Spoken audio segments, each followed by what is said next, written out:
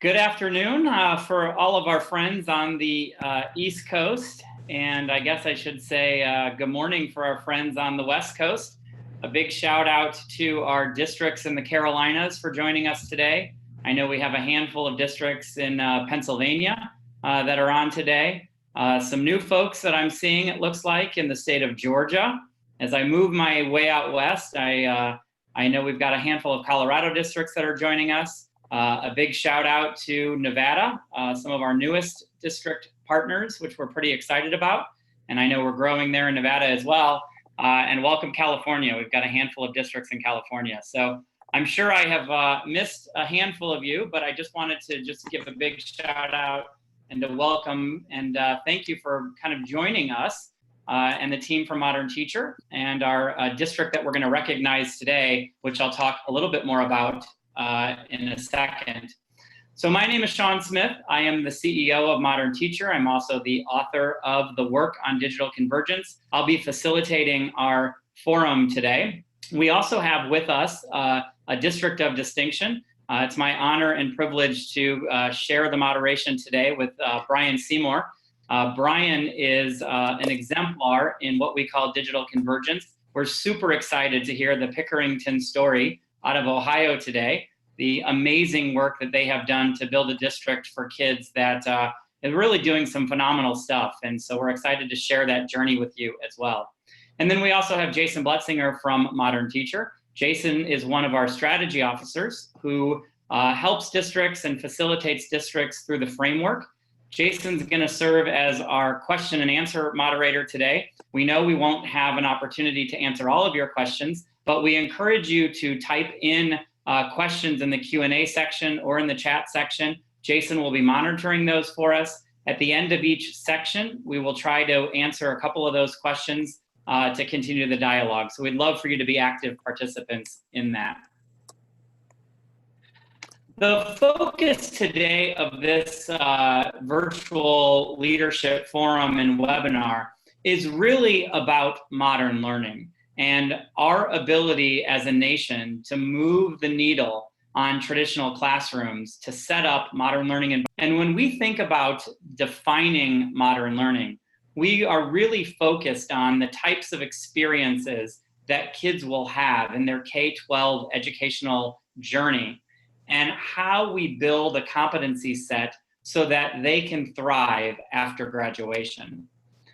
A lot of this work that you're going to hear today are all about the conditions to do this at scale. Many of you are joining us across the country and have already started some amazing work, whether it's blended learning or visions of personalized learning, or you're building out competencies so that kids can begin to think about mastery versus just a scope and sequence of a curriculum without actually learning a lot of that. Today's work is how to really begin to think about this from a district and then ultimately a classroom perspective at scale. So you're going to hear me come back to that term over and over and over again, at scale. The digital convergence framework was developed for about 3 years of in-depth research following superintendents and community leaders as they began to think about how to actionize a district strategic plan.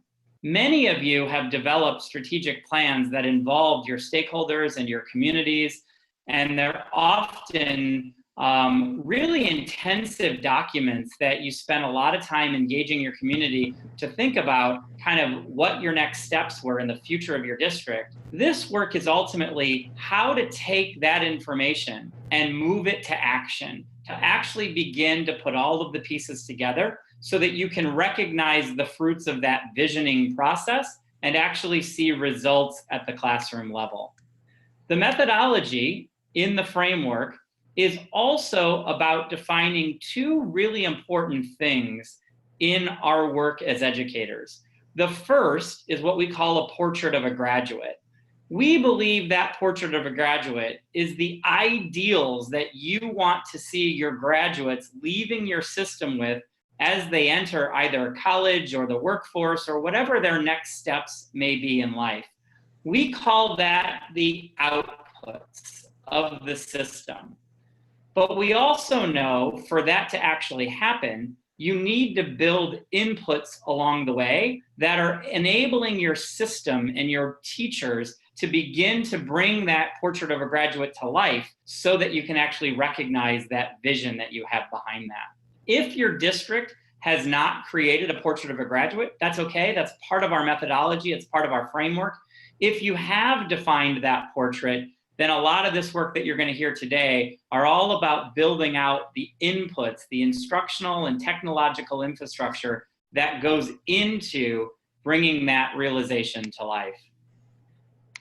So I want to talk to you a little bit before we jump into our District of Distinction today about what this framework is. The framework is designed not to be a new initiative, and it's not to be something that you would actually go and do and implement. It is at the core a process and a methodology and a common language for us to understand the dynamics of change management across a school district as you think about scaling modern learning. What we have found is that districts progress through 7 stages of this framework across the 6 drivers that you see on the screen. Oftentimes, these 6 drivers have existed in school systems in silos and disparate pieces, and sometimes different departments. The goal of the framework is to show the interconnection, the interdependencies, and the tight organizational alignment between the work that happens in each of these drivers, and when they come together or converge together, how what we believe the output, modern learning at scale, is fundamentally different than when we think about them in silos. You will see us reference and talk about the stages of this work within the framework, as well as what we call the drivers, those 6 key fundamental buckets of a district: leadership, instructional models, the modernization of curriculum, the building out of a robust digital ecosystem, the role of professional learning as it relates to building a workforce that is proficient in your instructional model, and then ultimately the role of community as we think about expanding the boundaries of formal and informal learning and where that happens, and the role that community can play as you think about the vision for modern learning in your school district. Within each one of these stages, there are what we call success indicators. They are statements and they're action items. They are the roadmap, the practical details that a district does along the journey to begin to bring these things together. So we're going to be talking about some of those key strategic milestones today as it relates to bringing your strategic plan to life. A couple of notes about the word digital, or the 2 words digital convergence, and how we define them. We believe that digital convergence is a strategic approach to unifying key elements of the educational system to bring modern learning to scale. We think it's the integration of instructional and curricular innovation as they're combined with modern technology tools to ultimately optimize the relevance of learning experience for kids in the classroom. Here's what digital convergence is not. It is not just simply the transition of traditional print curriculum and instruction into digital format. It's much more than that. This is not just about the movement from analog to digital in all the things that we do. It's really a healthy balance between the convergence of some things that used to be in an analog format that are now increasingly more moving digital, like content and like learning management systems and like devices, but it doesn't necessarily mean all of that. The key component here is the word convergence, and when appropriate, which pieces of digital should be converged together.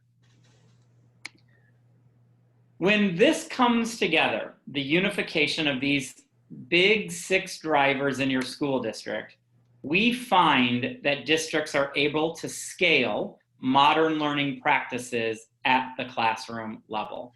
And we're going to dive into the details about that. I have written about this collective body of work called Digital Convergence in 3 different books. The New Agenda starts the journey for people. The shape of change is often when districts are approaching stage 3, 4, and 5 of this work. They're usually a year or 2 or 3 into the transformation at their district, and then ultimately in the classrooms. And the Art of Influence is due out this summer, and that is really designed around the stages 6 and 7 of the framework and how all of this manifests itself into total change at the district level and how you navigate and lead people through that. So today, I am delighted to announce and talk to you and introduce to you our District of Distinction. Pickerington School District is one of our exemplar districts in the Modern Teacher Network. They have achieved stage 3 in the Modern Teacher Digital Convergence Framework. And we're going to talk to you today about the early stage journey of this work. What were the key milestones that Pickerington has achieved as a result of working their way through the framework in the first 3 stages with some real examples and artifacts? And you're going to be able to hear the story through Brian's eyes and lens as he has navigated his system from his role into a total transformation of modern learning and where they're at on this journey. So without further ado, I would love to introduce to you Brian Seymour from Pickerington Schools to tell us a little bit more about your school district. Brian? Well, thank you so much for having me. It's great to be able to tell the Pickerington story and all the good work that our teachers and staff members are doing over here in Ohio. So just basically where Pickerington is, we're just outside of central Ohio, right knee deep in Buckeye country here. We have about 11,000 kids. We have 15 different school buildings, about 700 staff members, about 400 other support staff members, and about 100 or so administrators across the district. Our latest claim to fame, we were named the ISTE's Distinguished District of the Year for some of the work that we've done in technology and some of this work that we're going to talk about today. But even with that kind of an award, we do realize that there are lots of other things that we still need to go back and do or continue to fix as we go through. So our plan for progress, so Sean, if you want to go forward. So in the past, we've had, as Sean mentioned earlier, one of those gigantic strategic plans. I believe it was 120 some pages long. It was very robust, very hard to understand. The community didn't understand it. Even some of our own staff members didn't understand it. It had so many different parts to it that if you talk to staff members or even talk to our administrators, they couldn't give you an elevator speech to it. It was so big, so robust, and it was hard to measure. It was hard to determine what are the important parts of this. So recently, with the new superintendent, we have developed our new, smaller version of our strategic plan, which is our plan for progress. And one of the problems that we had with previous strategic plans was we didn't know how to actionize those things. We didn't know how to move forward with some of those different initiatives that we wanted. And that's really where Modern Teacher has come in and helped us with this. Our main goals with this was a district-wide plan. Also, we wanted 3 main pillars that you can see there: the academic excellence, the efficient operations, and modern facilities. And we wanted a master plan that had a timeline for it so people could understand when different things were going to roll out. And the biggest thing for us was we wanted all of the arrows pointing in the right direction. It seems like school districts a lot of times are living in silos, and this person is doing this, or this department is doing this, or this building is here and there. And there really doesn't have a good strategic or systematic approach for it. And that's really where Modern Teacher came in and helped us out with some of these. The other piece that I hate in the world of education is we have all of these different terms, and these different terms mean different things. So one of the things that we wanted to do throughout this entire process in the plan for progress was really create definitions.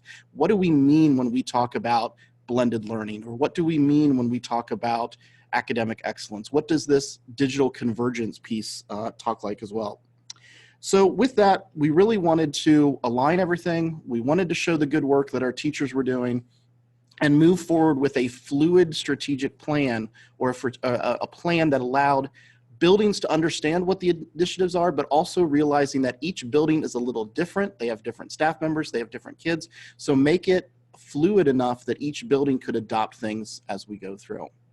So really, this is our new plan for progress, and we are launching it starting in August of this year, next school year.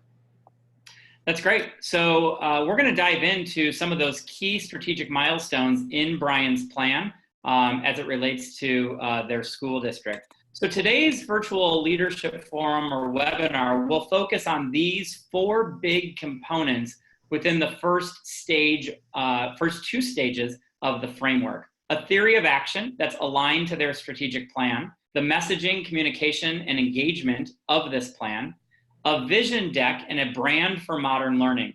This is really critical, and I'm going to talk a little bit more about this when we get to this, but most districts over the last decade have spent a tremendous amount of time updating their district vision and mission statement, and this is different. We want to take this a step further and define for people a vision for the classroom of the future. If we were to ask your teachers and your parents and your kids in your district, in 5 years from now, learning will look like what in our community?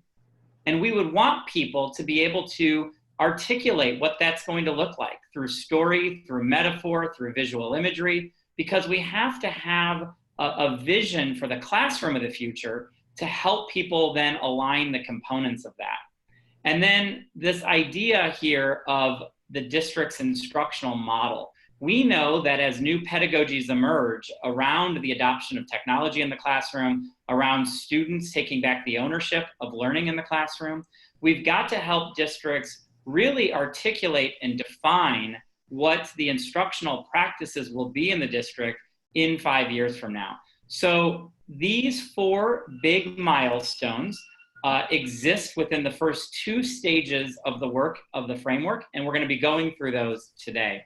So I talked about this idea that a theory of action helps a district ground themselves in the vision. It's a high-level plan that is testable, and it's periodically revisited. I like to think about it as the foundation, that you start to articulate why it is you're going to do something, their value statements, their belief statements.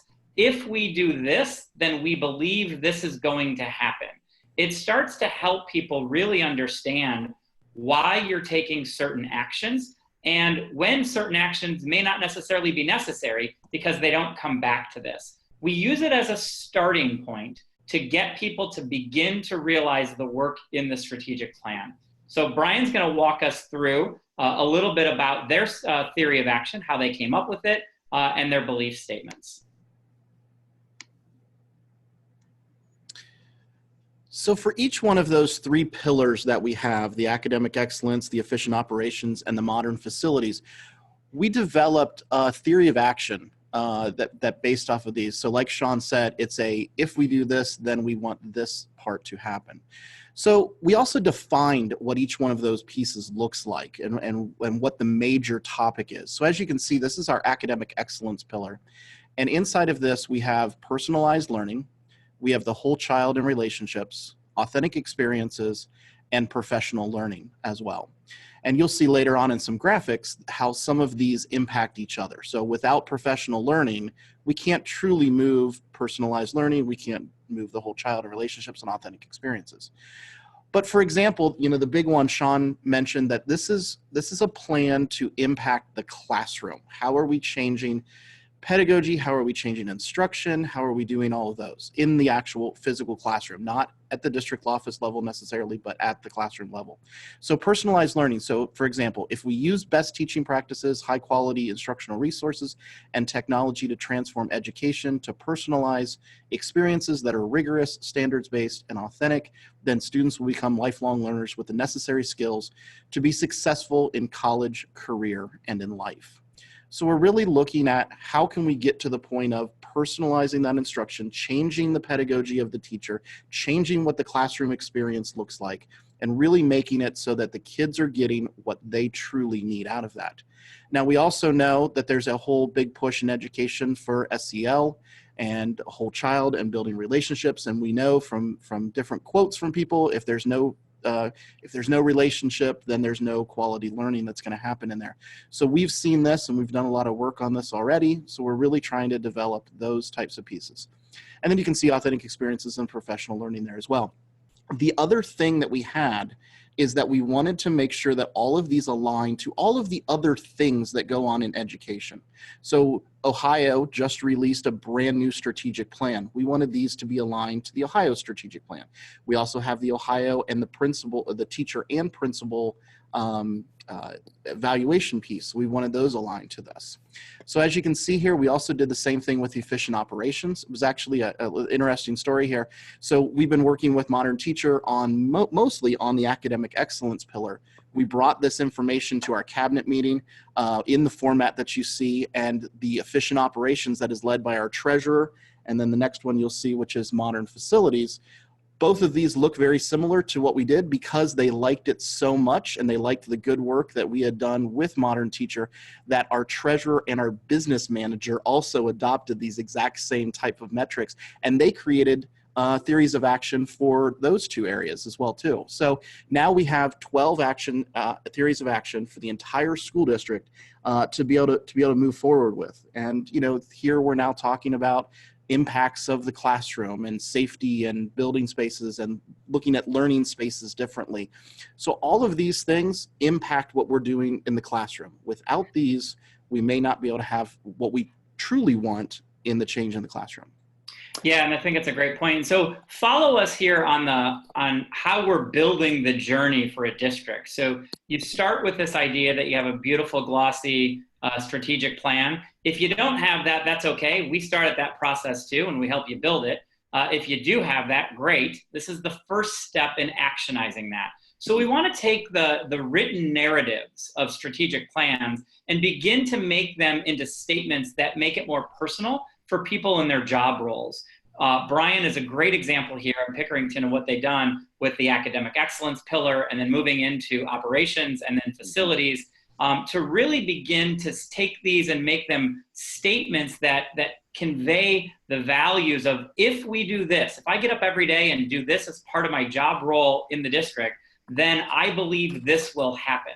And it's the first step, because we're going to continue to bring this to life in new, nuanced ways, but this is an important component of the beginning of the journey. It's the first step that we go from written narrative to statements around what we're going to do and why we're doing that. And it's a vehicle for us to be able to come back to often to make sure that we're still, on this right direction when we're 12 or 18 months down the road. So this is key strategic milestone number 1. And Jason, I'm going to turn it over to you. All right, so we have a question I want to pose from the field. This question, I'll pose it to both Sean and Brian, but I think Brian would be able to handle this. It was mentioned that Pickerington was at stage 3 of the framework. We're wondering how long it has taken you to get to that stage. Brian, can you talk about that and the work that you've done? Yeah, so we really started having conversations with Modern Teacher about this time last year, and we really started the work in August of this school year. And with that, so 9 months or so that we've been able to move through. The nice thing was we had all of this stuff. We knew all of this stuff. We just didn't have it down on paper. We didn't have it formalized. We didn't have, down into this type of format, but we knew where we wanted to move the district to. We knew what those ideas were. It was just a matter of now of having those conversations with more people, having those conversations with teachers, with board members, with principals, with community members, and being able to move that work forward so that it's a community plan and not just, teaching and learning's plan or our type of a plan. So really it's one of those questions, like Sean said, where are you at? Do you already have that nice strategic plan and you can build from that? Or do you have, do you not have a strategic plan and then you've got to start even from there? So we had a nice shiny strategic plan and we kind of threw it out the window because it was too robust, too big, not flexible enough, and kind of started over. But we knew the leadership group knew where we wanted to move towards. Yeah, that's a really good point on that too. And what we find when we go into districts is you're doing a lot of this stuff, but the framework allows an abstract idea that everybody has in their heads around the district about progress, where you're at, where the journey is today versus where it's going to be, 6 months from now. The framework gives visual imagery to where everyone is in the journey at that moment in time. And that's a key component of it. It helps people bring all the pieces together and tie it in a nice bow that a lot of people need to make sense of this. I mean, this is about a movement that is deeply personal, it's psychological, it's emotional. As we think about transforming our teaching practices, that schema to help people understand where you're at in the journey and where you're going becomes really, really important with that. And we found a lot of... I did notice also that I know we're not able to use the question and answer tab on the Zoom here. I'm seeing that people are able to chat. So if you have questions, put them in the chat. Jason is monitoring the chat for us, and we're going to have multiple opportunities to engage in that. Yep. And we have about 1 minute left until we have to move on to the next section. Okay. And I think we can, unless, do you have any other questions on the theory of action, Jason? We can spend a little bit more time on some of the deeper stuff on instruction. Not right now. So you Great. Go ahead and proceed. Okay, wonderful. So the next component then, after you begin to put the theory of action in place and everybody's grounded in the same kind of going forward point, we begin to think about how you message and communicate this and which groups of stakeholders will need to be brought back into the process so that you can actually give them updates and actually hear their voice in defining what the classroom of the future is going to look like.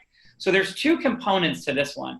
It's a message, it's the ability to communicate regularly and often with your stakeholders, and then how do you engage them when the strategic planning is done, but you're now moving forward and doing the work? What's the role of engagement in your stakeholders, your teachers, your community, and what does that look like?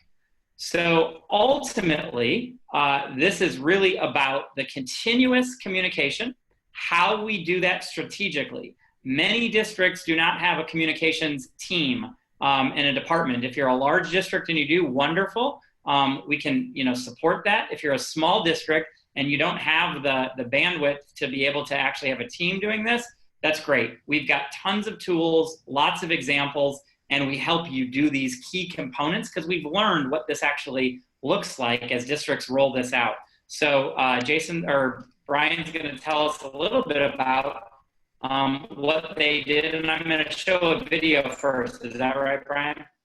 Sure. So this is our superintendent, Dr. Chris Briggs, and this is our one of our messages from the top.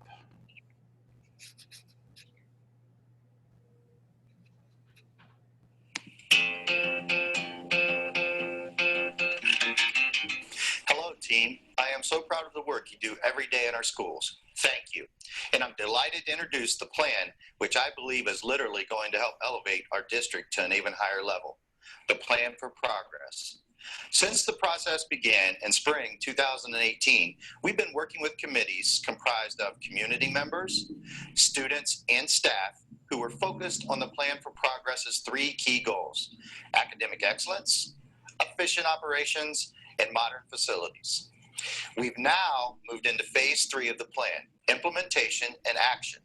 And now we need your help to begin putting plans into action for a better, brighter future for Pickerington schools. In a nutshell, here's what the plan will mean for you. First and foremost, I want to assure you that the Plan for Progress is not a completely different way of doing things and does not mean that you will be bombarded with new tasks. At its core, the plan is an organized framework, and we've plugged programs and tasks that the district is already doing into that framework. Think of it as a condensed version of the district's vision for the future. Secondly, building upon our successes. The plan takes into account the projected growth in enrollment over the next decade, coupled with the resulting need for facility construction or renovation, as well as considerations for efficient fiscal management and district operations. Thirdly, the plan strategically aligns with the Ohio Teacher Evaluation System, Ohio Principal Evaluation System, and the Ohio Department of Education Strategic Plan to provide a roadmap aimed at ensuring academic progress for all students. Your support of the Plan for Progress is crucial, not only because of the hard work you do every day, but because I know that if you help show our parents, students, and community members how their assistance and support contributes to broader goals of the district, it is far more likely that we can all work collaboratively to achieve them.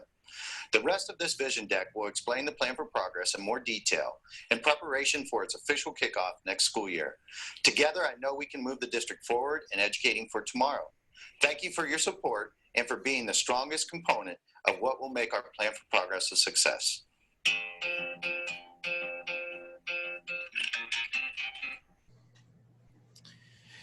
So as we started our work with Modern Teacher and working with the steering committee on those pieces, we also started having conversations with community members. We started creating forums and different committees as we went through. So we have looked at creating messages from different feedback groups. We had meetings at libraries. We had meetings at the senior center. We had meetings with the different government agency groups, talking about all of those different pieces and how can we appropriately get the exact message that we want from all of the different components. So Dr. Briggs, myself, and Sharon Casamilio, who's our Executive Director of Teaching and Learning, we have all basically gone through and had lots and lots of different conversations and pulled that feedback back. And then as we've continued to have those meetings with Modern Teacher, we've been able to incorporate those pieces into the different, into our theory of action, into our instructional plan, and so on and so forth as we've gone through. After we got some feedback, we then developed writing groups, and those writing groups had everything from community members to board members to principals, teachers, support staff members. We even had students that sat on that are on our writing teams. So all of those different things to get a wide berth of information. The problem that we had with our last strategic plan is it was written by administrators and administrators only. There weren't those other voices in there. So we weren't getting the full community members on there. Brian, are you seeing, I was just trying to get the PowerPoint to click. Are you seeing my screen with the PowerPoint? I am not seeing any of the slides. Oh, of course. You might have to share your screen again. Yeah, oh, there we go. Thank you. Sorry about that, everybody. When I click over into the video, it pops me out of this sometimes. There we go. So one of the big things that we talked about as well too is that this is a roadmap of where it is that we're trying to go. And as Sean said, this is something, what is a classroom going to look like in 5 years from now? Where do we want our changes to happen at, and how do we want to do those? The other big thing for us is talking about, the high degree of trust. One of the things that we're going to have to do is eventually come back to our voters and ask for some levies to be passed. We're growing at a pretty substantial rate. We grew by 300 kids last year, and we're supposed to grow by 1,000 kids over the next 5 years. So this also kind of gives that message out of these are the things that we are doing. These are the things that we're moving forward to. And this is how we're effectively using your tax dollar money. And John, if you can go to the next slide there. I think it's Q&A on this one. Okay, there we go. And Jason, you're still muted, so we need you to. Yeah, so no specific questions from the group at this point, but Brian, if you could talk briefly just about some of the more internal stakeholder conversations you've been having lately with your team, just to build that messaging. Yeah, and then the other thing I think would be great to introduce is talk about, for example, the message from the top and the tone from the top that's set. That is a key strategic success indicator in the framework, and it's one of the big milestones. So talk a little bit about that too. Yeah, definitely. So inside of our conversations that we've had with Modern Teachers, we've created a steering committee. And on this steering committee, we're mostly focused in on the academic excellence pillar that you've seen here today. So with that, we have all of our curriculum folks are on there. We also have all of our instructional technology administrators are on that board. We have our special education director is on there. We also have our brand new director of social work. We added her into the committee as well. And then there's people in there that have a reference with gifted population and the EL population. And so we're getting a wide berth of everybody. Our superintendents come in at points for those messages. And then as we need, we're bringing other people in. So one of the conversations we're going to have in a little while talking about the classroom is learning spaces. So we're going to bring in our business manager and our director of maintenance and those types of things to be able to have those types of conversations. But the thing that I like about this is, I've been in this position now for 6 years. I've been in the district office for 7 years. these are the conversations and the work that we've wanted to do for 6, 7 years that I've been in this position. But unfortunately, sometimes you handle those fires that are out in the buildings, and you don't have the time to really sit down and have these really good, high quality conversations about where it is that we want to go, because this building is calling, or that teacher needs this, and so on and so forth.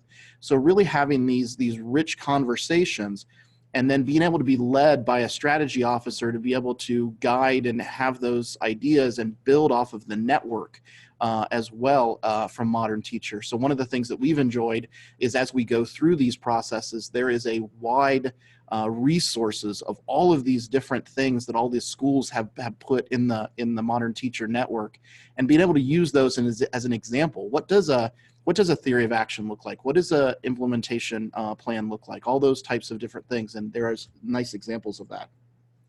Sean, you talked about message from the top, and really that is, really getting the superintendent and those leaders, district office leaders, even the principals, to really strategically say, this is the direction that we're going. So you saw in the video that we just talked about, you saw Dr. Briggs, our superintendent.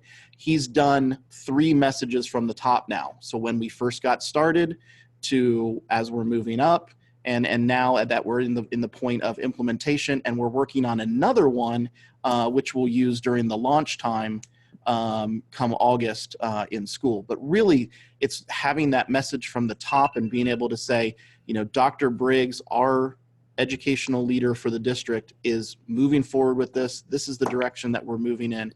And, from all levels, you have the support to move this work forward. Hey, Brian, can you talk? There's been a couple of questions from the field. I want you to focus on this question here for a second. Can you talk about some of the metrics you're using, or you're in the development phases of, to track progress toward academic excellence theory of action statements, specifically interested in the personalized learning metrics? Yeah, so our idea of personalized learning really came from our technology plan that we created a few years ago, that really wanted to use technology as a catalyst to change instruction. So in with that, we developed our own version of blended learning. I mentioned earlier that there are a lot of these different terms that education uses, and blended learning is one of those terms I truly hate, because we could go around the room and ask every one of you, and you give out a different definition of that. So our version of that is what we call tradigital learning, which is blending the best teaching practices of a traditional classroom with those of a digital classroom. So we've actually created some rubrics. We've created some flowcharts. We've created some kind of pacing guides to move teachers across there. But it's really a lot of training your coaches. So we have instructional coaches that are out in the buildings, training them to be able to work with teachers to move them forward in those next pieces. And then taking a look at the rubric that we've created, kind of a self-based rubric of where do you think you're at in all of these different pieces to try to get to personalized learning. There are other things out there that we use to measure every year. Future Ready has a really good piece. ISTE has a really good piece that you can use, that are both free, that you can use to measure where you're at in those processes. But really for me, and talking with other school districts, defining what personalized learning means for you, and then developing those metrics of where you want people, and realizing that it's gonna take time, and it's gonna take many years to get there. We're in our 4th year of working through personalized learning, and it's gonna take a few more years to get there. And then also realizing that teachers are gonna be at all different levels of the spectrum with this, and that is okay, and being able to support them at multiple different levels as we go through. And Jason, I wanted to, for some reason I got kicked off the webinar, but I'm back on now. I don't know if you addressed this, but I did see it in the chat. Somebody asked about, did Pickerington throw out their strategic plan when they started working with Modern Teacher? Did we address that? Because I'd like to dive into that. Yeah, so Brian, did Pickerington take their strategic plan and simplify it based on the work with Modern Teacher, or did they redo their strategic plan based on the work with Modern Teacher? Yeah, and Brian, before you jump in on that, let me answer kind of what we find most districts do, and then Brian, that may or may not be what Pickerington did, but what we find for most districts is we don't want you to go through the process of redoing a strategic plan. If you're either in the middle of it or you're just finished it. That's not the desire. I think you put a lot of hard work into that. Our goal is to make it practical and functional, because oftentimes you get this, thick, beautiful, glossy, document, but then nobody knows what to do. So our goal is to help you take all of that hard work and all the conversations that you've had to get to that point and make it super practical, make it functional. How do you go do this stuff that's in here? Because that's actually really hard work. So most districts simplify the plan within the Convergence framework to actionize the work. So we chunk it. We take goal cycles and we break it down into pieces over time, and we accomplish things, in short snippets, so that it doesn't feel overwhelming or daunting. So that's what most people do. Having said that, as we dive into the work, you may feel that you want to tweak or evolve the plan based on what you're learning, and that often happens as well. But we let you guide that. I mean, we help you put the guide rails up, but ultimately you'll know best for your community. We're right there, and we can show you lots of examples, because the power of the framework is that we've built a national network. So imagine Brian in Ohio and the great folks in Cumberland that are just starting the journey in North Carolina, and the folks in Northern Nevada. Imagine how the power of this framework, where we have a common language that transcends geographic borders, state policies, and Brian can say, hey, when we got to this stage 2, this success indicator, we had to go tweak our instructional, our strategic plan, because it didn't make sense anymore. And so there was some evolution there. What did you guys do? Did anybody else do this? And we may have another district that said, we didn't have to do that, and here's why. Here's how we solved that. So we don't want you to throw out the work that you've done.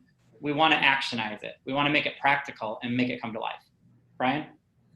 Yeah, so our former strategic plan, like I said, it was a huge document written by administrators. And what we did was we took a look at, it was a static document. So we wrote it like 4 years ago, and we really didn't touch it, unfortunately. So we looked at what we'd accomplished and where we were at, and then we simplified what we wanted, what we didn't accomplish, and then added to it where we wanted to go. So really, honestly, this work is now our new strategic plan.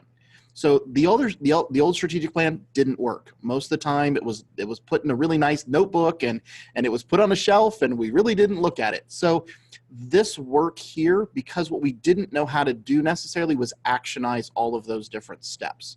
This allows us and continues to build on those theories of action into the instructional model, into all of these other pieces that you're going to see, and training teachers in a systematic way and in a way that's across the entire district to continue the work and moving it forward with multiple voices and multiple reevaluations of, are we getting there? Is this where we want to be at? Constantly looking at those. So we did kind of get rid of the old strategic plan and move into more of this type of a plan with more of the action items in it. Yep, that's great. And I would say that's, we've had a lot of districts that do that.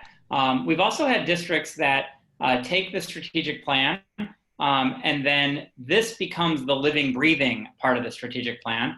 Our system, our technology that we've built has reporting functions that are super easy to use. You can download PowerPoints. It aggregates all of your data around your strategic plan as you begin to do this work. You can report back to the board. You can report back up to your superintendent. Different cabinets or departments can use it different ways. So it really is the living, breathing function of the strategic plan in many ways.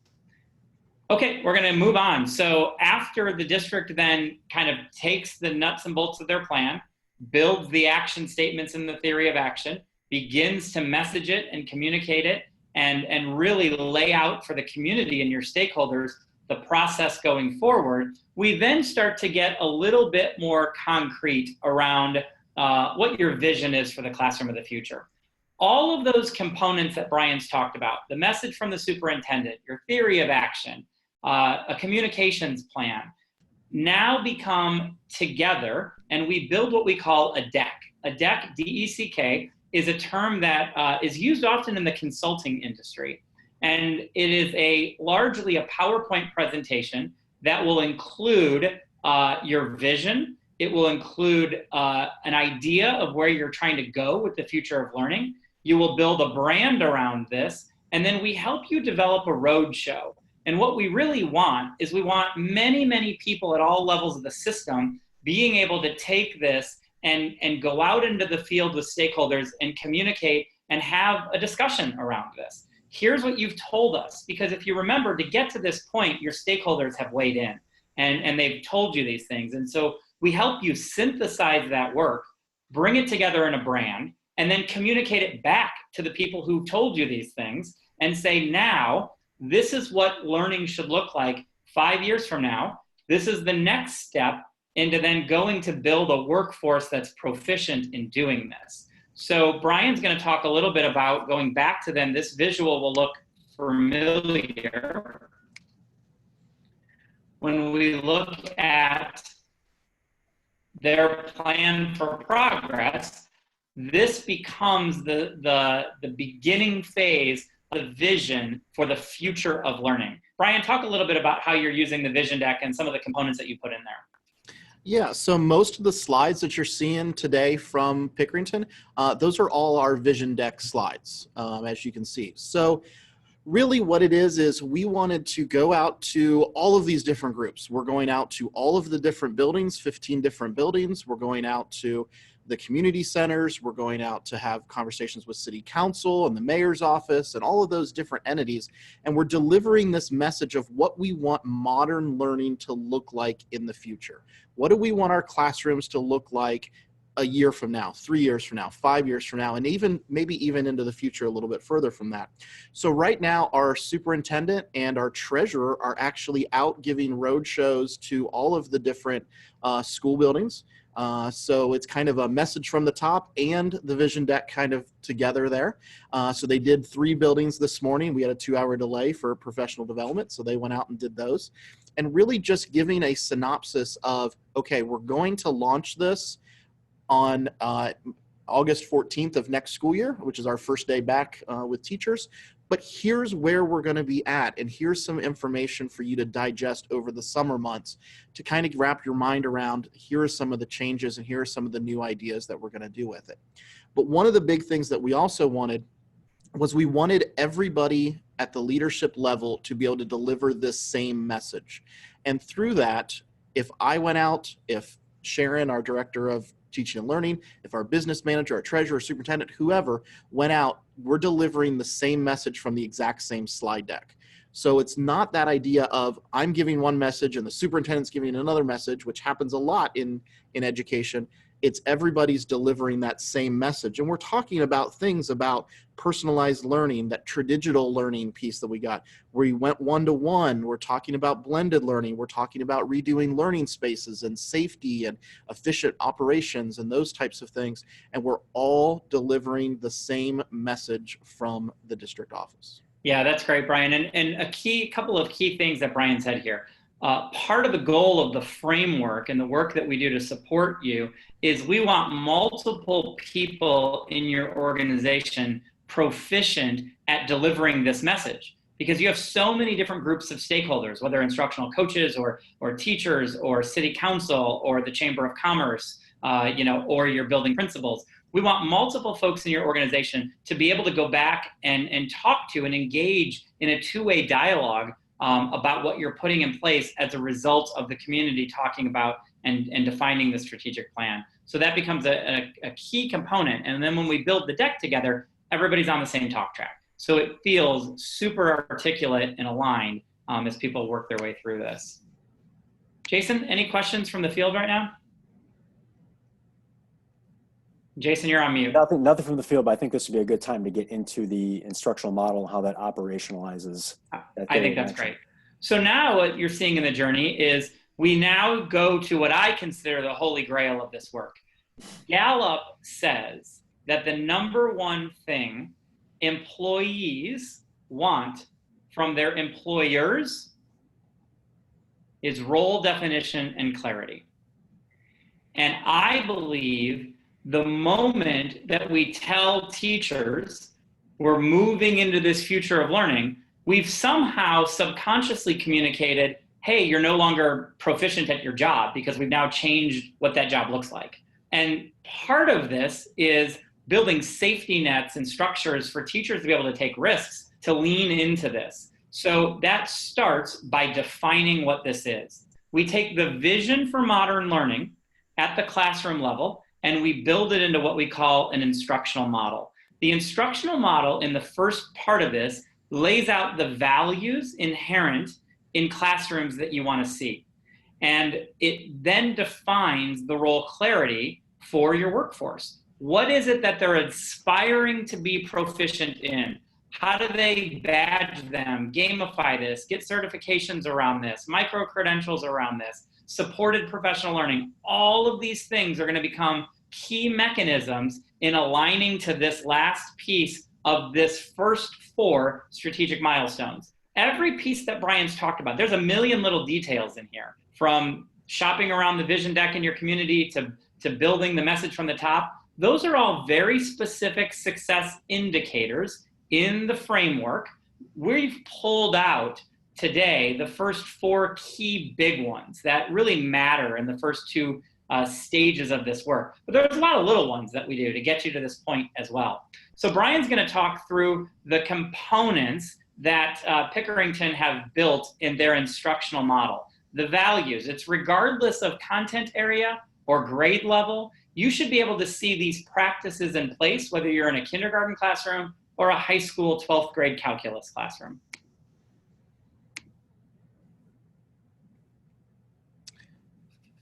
So one of the things that we did, you'll see this same kind of an image over the course of the next couple of slides as we get there, is we really wanted to create a graphic, a way for people to understand this, and something that was beneficial for us as well. So you'll see that in the middle of that obviously is the plan for progress, and then you've got the 3 arrows, and the 3 arrows are our big learning objectives. As Sean said, the things that we want to see in the classroom that are truly impacting instruction on a day-to-day basis. So we'll start with the personalized learning, and then with that, we've created strategies or ideas of ways that we want to see this happening in the classroom. So Pickerington Schools will use best teaching practices, high quality resources, and effective technology to provide personalized learning for each student. So we have 11,000 students in Pickerington. That's a tall order to take when you're talking about personalized learning. So how do we get there? Using best teaching practices, high quality resources, and effective technology. So a lot of our professional learning, which is, as you can see, the next circle around there. So professional learning is then wrapping around, because you have to have the professional learning before you can get to the idea of personalized learning, giving kids authentic experiences, or working with the whole child and the relationships. And then wrapped around that is the whole community piece that Sean mentioned earlier as well too. So the community is really, and we're actively seeking feedback and input from those community members and looking for what is it that they want? What do they want out of their graduates, as you can see. So this is also where our profile of a graduate came from, looking at these types of entities and looking for different pieces that the kids that we want. So we also see with authentic experiences, we want to be able to give kids those authentic experiences to prepare students to become productive members of their local and global communities. And then really also, as we mentioned earlier, that whole SEL piece and working with the whole child and building those relationships with kids so we can have quality learning. So Sean, if you go to the next. Yep, and I'll just kind of jump in real quick. What's powerful about our national network is we have over 60 school districts across the United States leveraging the framework to support their journey. So if you're inside our technology and our platform, you see the national network, you see districts from all over the country, and we have a plethora of examples of instructional models that communities have defined for themselves. So this is Pickerington's and how they did it. But if you are in our technology, you can see lots of different districts and what they've done. I like to say the best part of the network is we get to beg, borrow, and steal from each other. And the work, we get smarter as a network when Brian's team gets smarter. We get smarter as a network when the great folks from Falcon in Colorado get smarter. We all get smarter when Cajon Valley in California gets smarter, and they contribute to the ideas in the network. And we beg, borrow, and steal from each other, which is fantastic. So it's really exciting about this. What you'll see here in the next 2 slides that Brian talked about is they took the concept of building out an instructional model and took it one step further for them because they wanted to align operations and facilities to the whole process as well. That's a little bit unique to them. The framework is nimble enough that it allows that, but not everybody has to do that. So Brian will talk us through operations and facilities because they kind of followed the same process. They said it made sense for us to really think about our entire organization in this model. Yeah, and that's really the big thing. So this efficient operations is being led by our treasurer. So he now is following that same type of a process. And how can what he does in the treasurer's office and the business office, how can that then support what we're trying to do in the classroom? And then real quickly, Sean, if you can go to the next slide, same thing from modern facilities and looking at modern facilities of building and classroom space and extracurriculars and district facilities and safety and security, and how do all of those pieces impact the classroom? And as we get to that idea of personalized learning, how does the classroom have to change? We can't do desks and rows anymore. We have to be able to make those changes, and talking about flexible learning spaces and different changes that go along with that. So those are our 3 instructional main models. That's great. Jason, and you're on mute. No questions from the field at this time. Great. We are winding down our time, but I want to talk to you and kind of draw closure we saw 4 key strategic milestones at the beginning of this process in Pickerington, but the journey continues. And I wanted to kind of just give you a little taste of what's to come, because they're the next steps in this process, and it's really important. You saw Brian talk about his instructional model around the whole child and personalized learning and authentic learning experiences. What we then do is take those high-level statements about the vision of instructional practices in the classroom, and we build what we call identifiers. So they are the look-fors and the listen-fors that we would expect to see in the classroom. If we were to take personalized learning as a piece of this, Brian talked about those best practices. Identifiers may say things like, I should see flexible learning spaces in the classroom. I should see kids owning the learning and the thinking in the process. I should be able to see choices when it comes to tasks and activities in the unit of instruction. I should be able to see tasks for kids around their interests and their learner profiles. Those would be what we call identifiers in this. So we build identifiers to each part of your instructional model. The second piece then is we begin to start to think about the right type of content that you're going to need to support teachers. Modern Teacher has built professional learning content for teachers that we kind of believe is like a getting to kind of this out of the gate, if you will. And so we start to look at some of the modules that we have in our system. We look at some of the things you're doing, maybe your coaches are doing, maybe some additional partners that you have, and we meta tag each piece of professional learning content in a plan, and we connect it to your instructional model. So you would see Brian's team in Pickerington have professional learning content that is tightly aligned to the big buckets in his instructional model. Once we can do that, and once we build a support mechanism, not evaluatory, a support mechanism, then we begin to think about how do you measure if your teachers are really proficient in personalized learning, or proficient in addressing the needs of the whole child, or proficient in creating authentic experiences in the classroom. What do you need to do that? And so we talk you through a system to be able to look at workforce proficiency. What we want you to be able to do is to not say 33% of my high school teachers went to a training workshop on personalized learning. We'd much rather have you say 33% of my high school teachers are proficient in personalized learning part of our instructional model. And here's how I know it. And so we help you put those components in. And then the next step of this, as we begin to help recognize teachers through micro-certifications and credentialing and badging, we then begin to think about the role of accelerated classrooms. For us, That's engaging a small group of teachers that you'll know who they are, and we put them on a parallel track to move a little faster. And we do that because they start to inform your instructional model, and we make tweaks to it, and they become your champions of this. And you also begin to have models up and running, because we know that the second wave of folks in your district are going to need to see it in action. And so we help you do that.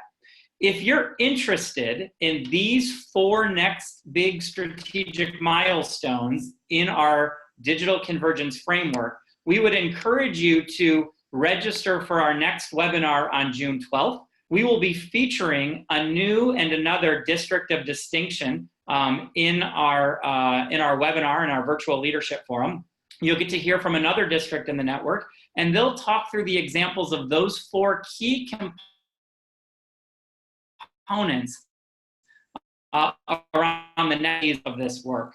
I would personally thank Brian for sharing the Pickerington story. They are doing absolutely amazing work in Ohio, becoming a great model for all of us to learn from. And I'd like to thank Jason for being our question and answer moderator today. Jason, are there any final questions that we want to address before we sign off for today? No other questions. I don't know if Brian would just want to share kind of what their next steps are at this point.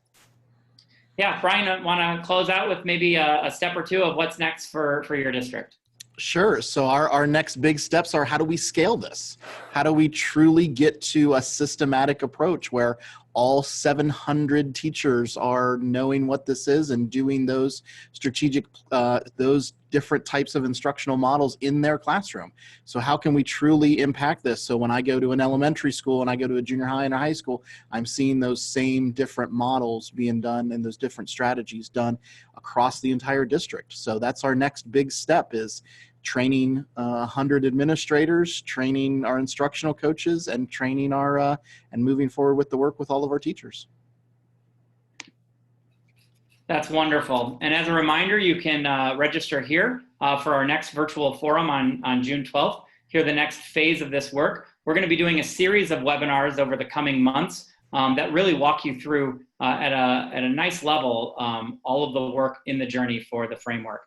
For any of you that are not in the Modern Teacher Network, we have great team members spread across the entire country that'll be reaching out to you if you want some more detailed information about our work, about our national network. And for those of you that are in the national network, thanks for joining us today. Really appreciate it. We'd love to share your story when time allows. And let's continue to move the needle for kids in this nation on personalized learning and really creating modern learning experiences. Thanks, everybody. Have a great afternoon.